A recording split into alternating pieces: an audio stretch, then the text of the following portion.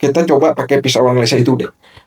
Kira-kira kalau Israel tesis, Iran itu antitesis, sintesisnya mau apa? Iya, menarik untuk kita diskusikan. Nah, itu kan. Jadi kalau apakah ini sekedar regime change, ataukah ini memang stabilitas Timur Tengah, ya kan? Stabilitas di Timur Tengah, ataukah terkait dengan nuklir, atau memang ya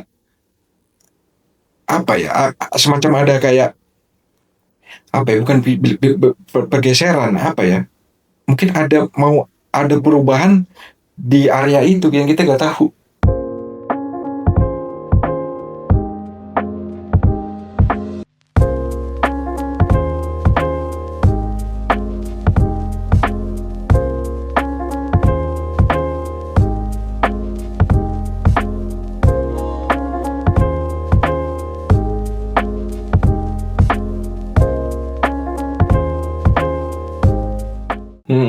Tapi kalau Mas Ara sendiri ngelihat perang ini akan terus berlanjut ya Mas?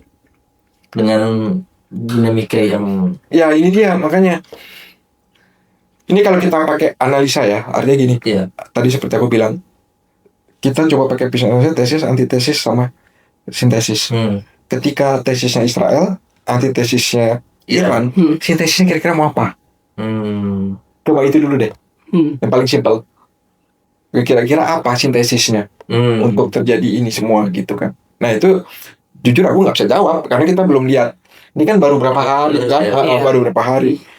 Tapi ya kita suka kita suka pantau lah dari Al Jazeera, Dewi dan sebagainya. Apalagi Al Jazeera kan jelas supporting by Qatar government itu Al Jazeera kan. Jadi pasti update terus terkait itu. Jadi kita telah aja analisa. Cuman kalau kita coba pakai pisau analisa itu deh. Kira-kira kalau Israel tesis, Iran itu antitesis, sintesisnya mau apa? Iya, menarik untuk kita diskusikan. Nah, itu kan. Jadi kalau apakah ini sekedar regime change, ataukah ini memang stabilitas Timur Tengah, ya kan? Stabilitas di Timur Tengah, ataukah terkait dengan nuklir, atau memang ya semacam ada kayak bukan pergeseran mungkin ada perubahan di area itu yang kita nggak tahu rencana itu. Iya kan? Iya. Ada perubahan apa yang diinginkan di situ gitu. Yang jelas kalau misalkan kita lihat ya, kalau misalkan udah ada tesis dan antitesisnya, ya pasti sintesisnya kan pasti ada perubahan sesuatu kan. Iya, iya, apalagi gitu. Nah, perubahan sesuatu ini apa bentuknya sehingga akhirnya itu bisa berpengaruh di Asia Barat gitu. Di Asia Barat atau di Timur Tengah. Iya. Yang jelas sekarang ya yang udah kelihatan adalah ya nation awareness lah. Iya kan. Jadi orang tuh udah paham, kita nggak bisa kalau kita diintervensi asing, asing, kita harus bisa inilah gitu, bisa bergerak sendiri. Terus kayak cerita Mossadegh, cerita siapa sekarang banyak diangkat. Bagaimana imperialisme itu menjatuhkan pemimpin-pemimpin yang memang dinilai pro pada rakyat gitu kan. Jadi cuman yang dulu ya, artinya ya zaman itu. Jadi emang dia mungkin ya apalagi tadi si Trump ngomong ya kalau bisa jadi inside of Iran kan gitu kan. Nah itu apakah itu juga memberikan clue bahwa ya nation Iran ini harusnya bisa menentukan nasib sendiri gitu kan. Jadi seolah-olah narasi kemungkinan Persian bisa bangkit kembali kan, bagaimanapun juga dia Persian itu. Iya kan? Iya betul. Blacknya tuh. Walaupun ada suku-suku ya di sana. Bahkan ada suku yang biasanya ribut sama Persian sekarang jadi dukung Persian ya. Ada tuh tadi ada di Al Jazeera kalau nggak salah nonton pagi tadi. Jadi menarik gitu ininya mereka jadi mempersatukan nation mereka kan. Iya betul. Di dalam satu negara gitu. Kalau permasalahan sebelumnya kan soalnya motifnya itu ada kecenderungan ke arah perekonomian kan begitu. Tapi gejolak yang terjadi di Timur Tengah, kalau kita ngelihat misalnya pasar saham di Amerika Serikat itu tidak terlalu drastis berpengaruh. Lalu tadi juga Mas Aryo menyebutkan ada nation awareness begitu kan yang muncul. Awareness ya. Awareness atau nanti motifnya ini apakah ini pertarungan kita belakang saja kita berdaya. Apakah ini benar-benar pertarungan ekonomi atau memang ini pertarungan antar nation yang sudah berlangsung sejak lama? Bisa jadi ini bukan ekonomi, tapi peradaban. Kalau aku bilang, Oke. mungkin peradaban jadinya, bukan hanya sekedar ekonomi. Gitu. Ini kita balik ke Venezuela dikit. Maduro itu bukan orang asli. Bukan Orang asli Chavez. Iya. Oh, Chavez. Bukan asli. Browsing. Ntar kalau misalkan aku ngomong rasis lagi, browsing aja. Iya. Siapa Maduro tuh siapa? Apa ide ininya? Ntar baru tahu tuh. Makanya dulu Chavez nggak pernah diganggu-gugat sama Obama. Nah, waktu itu kan orang-orang asli Native American kan jadi pemimpin banyak. Coba deh Chavez itu siapa lagi tuh banyak loh. Iya kan? Coba browsing aja kalau mau tahu Chavez itu siapa. Maduro itu bloodnya apa? Ntar bisa kelihatan. Jadi apa ya? Sebenarnya ya mungkin ini apa ya? Iya, gejolak peradaban jatuhnya ya. Emerging ya. Mungkin ya. Aku bukan mungkin sebenarnya analisa aku bukan mungkin. Ini analisa aku mungkin ini apa gejolak peradaban. Gitu ya kata dia bilang Israel sama itu Iran punya peradaban cukup tinggi waktu itu loh, cukup tinggi, benar-benar cukup tinggi gitu. Jadi apa ininya gitu kan? Tapi agak menarik juga karena yang menjadi trigger dari nation weakness ini adalah Amerika yang justru orang-orang luar gitu kan yang mengaku sebagai nation sebagai bangsa Amerika yang mencaplok lah istilahnya. Mereka bukan orang, tapi triggernya justru muncul dari sana gitu. Ya itu dia makanya yang perlu kita telah Amerika ini kita coba telah bersama lah ya. Artinya gini, Amerika ini masih dengan pola yang sama, dengan old power yang waktu itu maunya imperialisme gitu, atau ini udah beda. Gitu. Ini orang yang ini ya, coba deh, itu Obama, ini sebelum Trump ya, Obama itu pada saat 2008 atau 2009 itu pernah minta maaf pada Native American. Oh iya, betul. Itu udah Indian ya. Itu tuh udah wah. Ya sebagai sebagai super power yang itu dia mengakui itu loh. Iya, ini tadi ngomongin masalah Amerika, orang yang ini, tapi pada saat itu Obama udah pernah ngelakuin itu, artinya kan ada sesuatu perubahan nih. Ya kan? Nah ini apakah konsepsi ini adalah konsepsi yang masih old conception gitu kan, atau power yang lama itu masih ingin terus berjaya, atau ini memang ada emerging power yang ngedorong ini semua. Ini kalau kita ngomong masalah konspirasi, tapi gini ya, orang yang ngomong itu konspirasi gini-gini, politik konspirasi bos. Politik. Kalau ini konspirasi, kalau lo nggak demen konspirasi, kalau nggak suka konspirasi dan sebagainya, nggak usah ngomongin politik. Betul. Justru konspirasi itu yang membuat manusia zaman dulu tuh bisa survive. Iya, bisa survive. Iya loh. Hebat tuh. Oh, baik. Sekarang gini, ada catatan ya, tahun abad ke-13 14 gitu. Itu armada laut Jawa pernah bekerja sama dengan armada laut Ternate untuk mengamankan area. Itu bukan konspirasi lah. Iya kan? Jadi kalau misalkan ngomong itu semua konspirasi lah, apa a priori dan sebagainya, jangan gitu dong. Ini politik pasti ada kaitan itu. Makanya ada all power, apakah ini ada emerging power, itu juga tanpa ada power yang benar-benar ini nggak mungkin. Nggak mungkin. Gitu.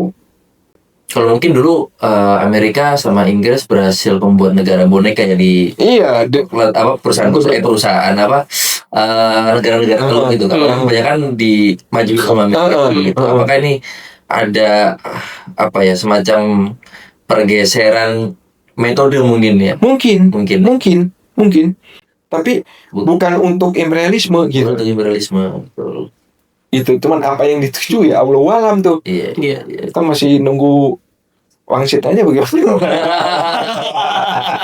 Cuman yang jelas udah beda. Karena ya tadi aku bilang kayak Amerika ngomong apa namanya?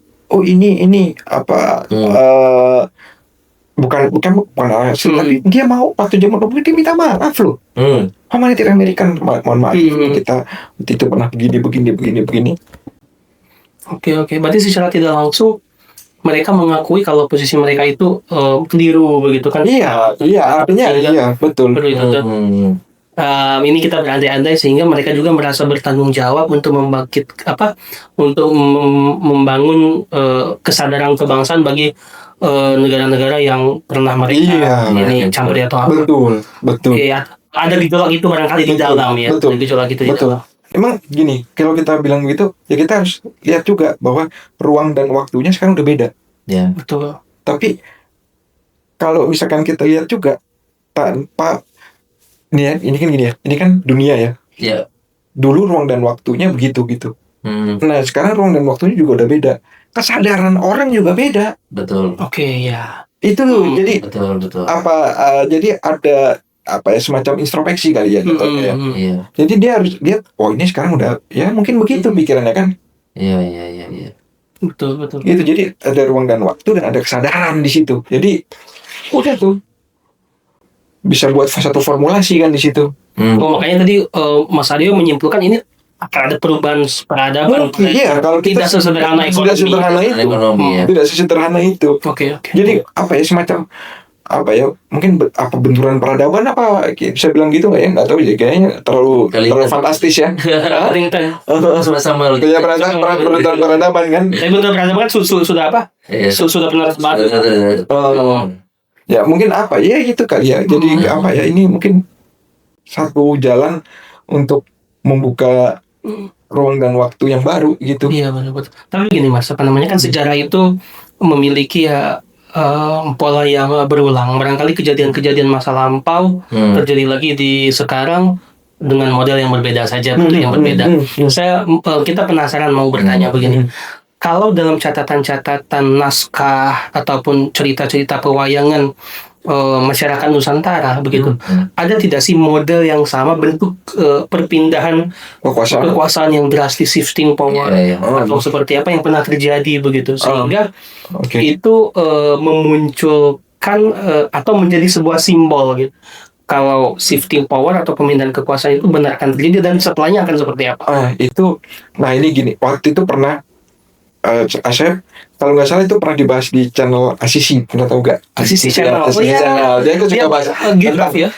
Sejarah. Itu juga sejarah ditulis tuh cukup bagus, channelnya saya suka lihat juga.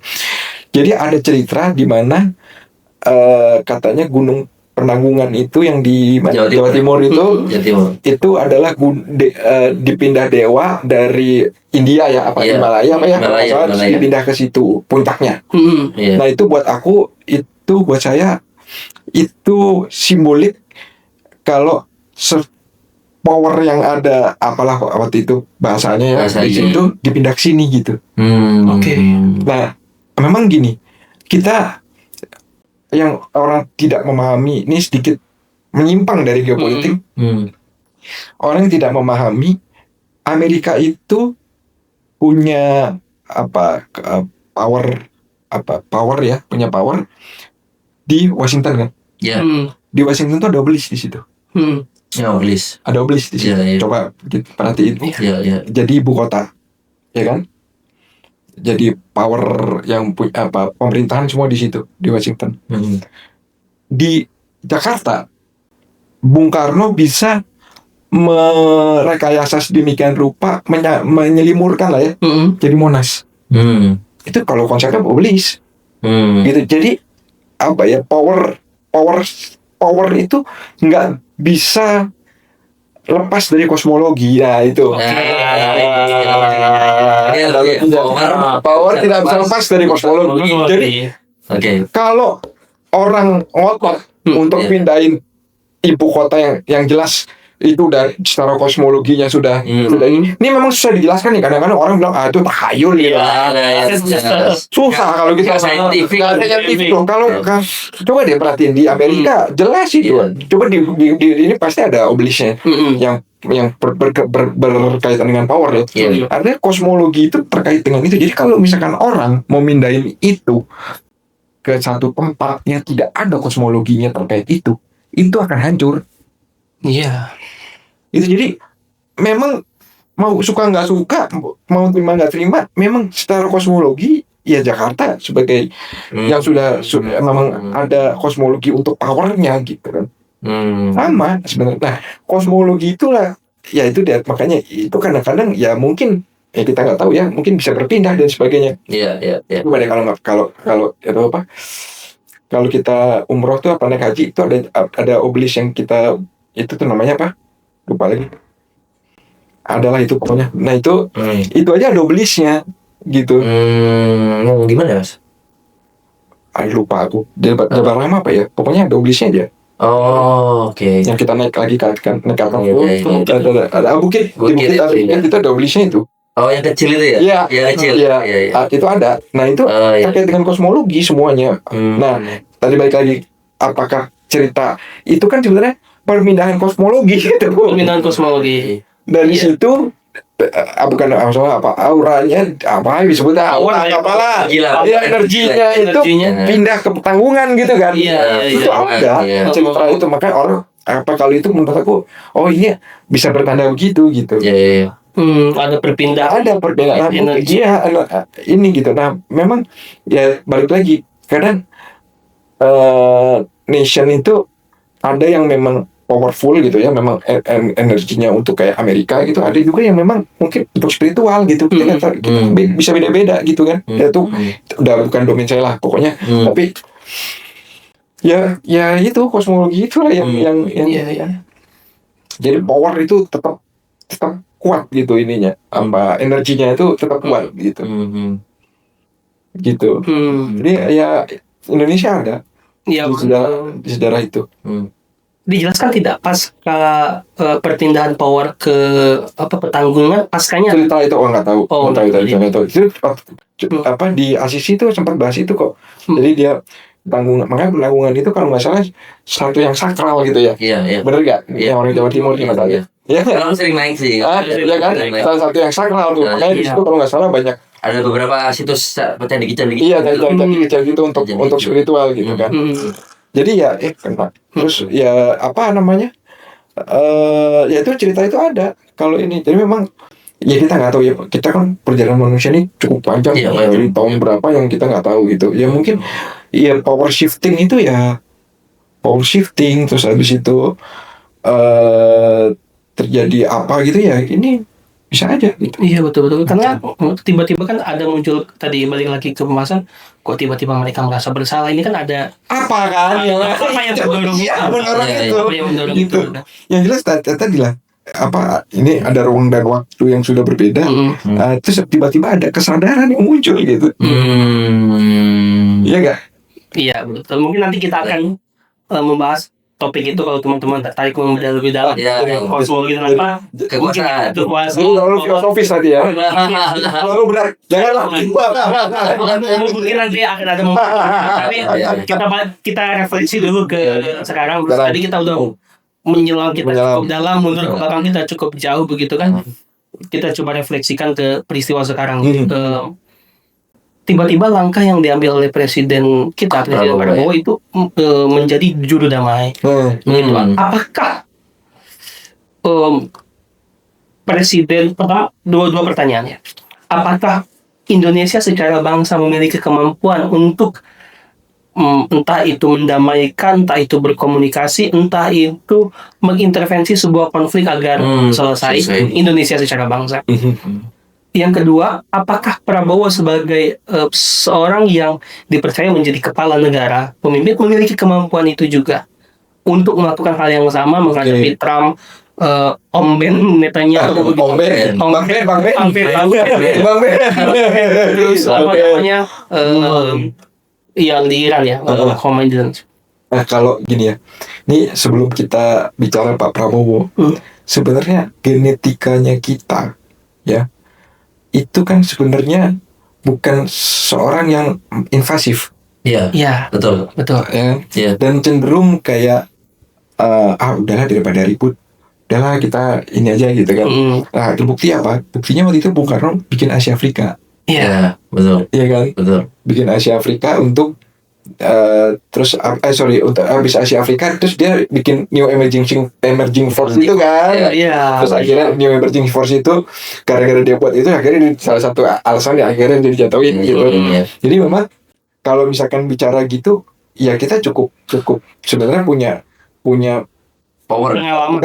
bukan power, punya pengalaman, dan memang kita tuh genetika yang nggak suka ribut gitu sebenarnya. Terus sebenarnya kalau misalkan kita ngomong Pak Harto gitu ya, itu kan juga sebagai sebenarnya dia juga punya peran sebagai penengah juga kalau di negara-negara ASEAN itu ribut. Iya, betul. Oke. Ya kan, coba dia browsing kalau nggak percaya bagaimana peran Pak Harto di ASEAN itu kan. Iya.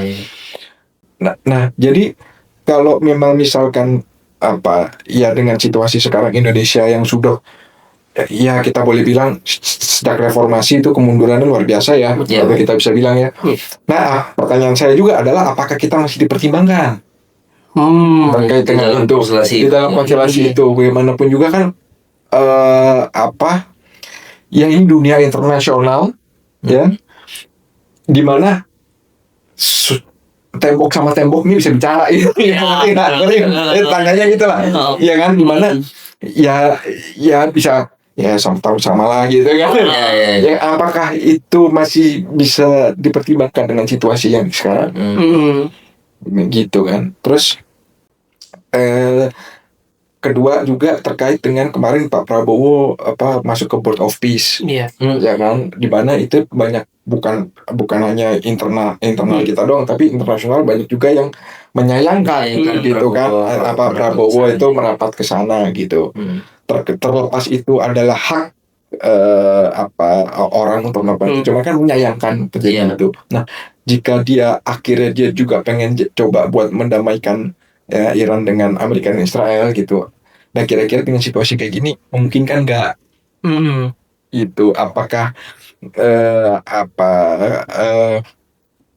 pihak-pihak yang berseteru ini mempertimbangkan mempertimbangkan dan mendengar apa yang ini gitu, karena yang mau jadi juru damai tadi ada Pak Prabowo, ada Presiden Pakistan, juga Perdana Menteri Perdana Menteri Pakistan yang lagi ribut sama Afghanistan, itu jadi juru damai. Terus yang ketiga juga terakhir Putin mau juga untuk mendamaikan gitu kan. Jadi ya kalau dilihat sih, kalau peran Indonesia gimana, ya sebenarnya kalau sebenarnya kita kan politik internasional adalah kan bebas aktif kan, ya kan, dan tidak non-blok kemanapun juga. Jadi memang waktu itu Pak Prabowo sempat ke BRICS, ingat gak? Iya. Ya kan, sempat ke BRICS, terus abis rame-rame di Venezuela, tiba-tiba masuk ke BOP gitu, ya kan? Jadi kayak seolah-olah nggak punya konsistensi terhadap aku nggak bisa bilang, saya nggak bisa bilang kalau Pak Prabowo nggak punya konsistensi gimana gitu terkait itu. Cuman yang saya ingin lihat juga adalah apa pertimbangan Pak Prabowo terkait itu gitu kan. Jadi waktu itu masuk BRICS udah tepuk tangan berlima foto keren kan, ya kan, di sama Jinping, Putin, Brazil Lula kalau nggak salah, sama siapa Kim Jong Un, sama siapa India bukan ya? Modi, Narendra Modi, itu kan. Terus tiba-tiba abis Venezuela kejadian ini, wah tiba-tiba dia merapat gitu, terus bikin BOP offside dah, ya kan? Iya. Nah, dari offside, nah Iya. dari satu perjanjian yang shawl Indonesia berapa biji, yang Amerika cuma 2 biji atau 3 biji gitu. Iya. Nah, offside kan? Iya. Nah, apakah dengan kebijakan hubungan internasional seperti ini masih dipertimbangkan oleh Iya. komunitas internasional yang lain? Nah, itu yang kita itu yang kita harus bijak melihat itu. Nah, kalau menurut Mas Aryo nih, dengan masuknya Indonesia ke Board of Peace itu menurunkan legitimasi citra Indonesia nggak di komunitas internasional? Yang jelas sih kalau menurunkan legitimasi, iya mungkin bukan legitimasi ya, mungkin menurunkan trust mungkin. Trust Terhadap Indonesia. Karena bagaimanapun juga apa yang digaungkan, apa yang dicita-citakan oleh pendahulu kita, pendiri republik gitu kan. Dan apa yang mereka cita-citakan itu menggaung internasional, itu dulu tuh poinnya yang harus kita catat, ya kan? Jadi nggak bukan karena omon-omon gitu, enggak. Ini kita punya pendiri republik, ya kan? Yang benar-benar memperjuangkan bukan hanya bangsanya sendiri, tapi komunitas internasional, dan sudah punya memberikan satu guidance gitu kan. Nah, ketika berjalan sedemikian rupa, tiba-tiba di sini jadi berubah. Ya enggak. Ini maksudnya trust komunitas internasional ini pandangan pribadi aja sih. Kalau misalkan masalah trust, kalau ini nggak ada nih, perjalanan ini nggak ada, itu nggak akan ada tuh trust atau distrust terhadap Indonesia. Cuma perjalanan ini ada dan menggaung, itu yang salah. Betul. Gitu loh. Jadi komunitas internasional itu sangat menghormati apa yang diperjuangkan di sini gitu. Tiba-tiba di sini berubah, tiba-tiba ada trust dan distrust, itu hal yang harus bisa dimaklumi gitu. Betul. Kalau kita sederhanakan, dulu menjadi inisiator, betul. Sekarang menjadi pengekor pertemuan, gitu ya. Yang penting asyik gitu kan. Untuk itu dia ingin menjadi presiden kita, ingin menjadi inisiator lagi dengan berstatement pertama mendamaikan. Yang terakhir kemarin ini momentum comeback barangkali. Comebacknya itu. Momentum comebacknya juga adalah kemarin abis dengar isu nih, nggak tahu ya benar atau enggak. Jadi kemarin sebenarnya Pak Prabowo itu mengundang beberapa mantan presiden. Betul kan, untuk membicarakan terkait dengan situasi yang sekarang terjadi dan sebagainya, dunia yang terjadi. Nah, ini akhirnya kemarin Pak Sugiono kalau nggak salah ngerevisi, wah ini kita BOP kok jadi begini gitu kan. Sementara kita hold dulu lah semuanya gitu kan. Nah itu ya mungkin terlepas dari ke-offsetan itu ya, ini mungkin mau revisi apa gimana. Cuman yang perlu dicatat oleh administrator dari Pak Prabowo baik dari Menteri Luar Negeri dan sebagainya, yang perlu dicatat ya itu tadi saya bilang bahwa itu diperjuangkan garis ini terkait dengan kebijakan internasional dan semangat terkait dengan komunitas internasional itu diperjuangkan oleh para pendiri republik kita. Ini tuh menggaung itu aja. Gitu. Jadi komunitas internasional tuh mengetahui bahwa hakikatnya kita tuh nggak begitu gitu. Betul. Jadi itulah makanya harus soalnya pendiri republik kita tuh apa, itu harusnya harus ditransfer. Harus tahu lah gitu, paling nggak kalau sebagai administrasi negara mengambil kebijakan dan sebagainya harus tahu gitu. Kalau nggak keputus gitu. Janganlah. Itu yang harus diiniin. Gitu. Ini saya mau agak sedikit jahil nih ke Mas Aryo ya.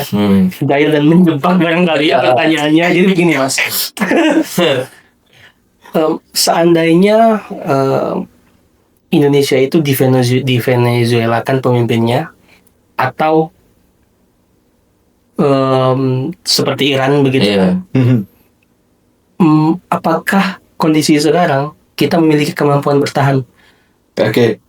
Itu dulu. Ini sedikit pertanyaan yang sebelumnya nih. Oke.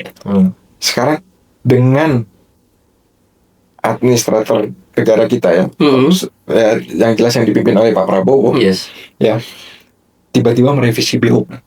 Oke. Kira-kira sebelah ono kecewa gak? Iya. Hah? Ya pasti ada pertimbangan. Ada pertimbangan ya. Ini gimana lu kemarin lu ini udah gua bilang lu the best lah, udah gue very tough. Saya tidak mau melawan Anda, gitu kan katanya kan. Nah, tiba-tiba begini, ini akan jadi pertimbangan nggak besok-besoknya? Nah, itu perlu Bisa jadi, ya kan. Nah, artinya kan kalau misalkan tadi terkait dengan Mas Oki ya, terkait dengan apakah itu kalau kejadian gitu akan gimana gitu. Nah, dengan begini aja itu, dengan situasi begini aja itu mereka kayak panik ya, bukan panik jadi kayak ambigu gitu sikapnya kan, mau gimana gitu. Nah itu aja bisa terlihat dari situ gitu. Nggak berpikir panjang, artinya tidak melihat keseluruhan situasi internasional itu secara holistik. Itu nggak dilihat, jadi hanya event per event aja gitu kan. Karena harusnya holistik tuh. Nah kalau misalkan ini simulasi kan? Iya, simulasi.